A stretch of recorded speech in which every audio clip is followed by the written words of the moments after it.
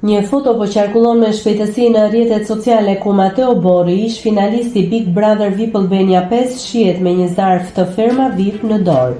Ky imazh ka ndezur menjëherë tashethemet se ai mund të jetë konkurrenti më i ri i fermës më të famshme në Shqipëri.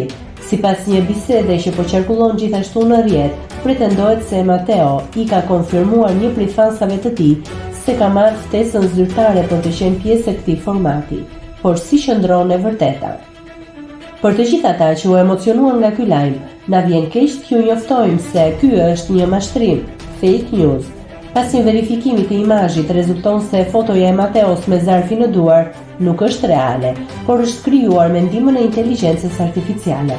Gjithashtu, edhe biseda konfirmuese është prodhuar përmes aplikacioneve, bisedat në rrjetet sociale si WhatsApp, fake chat.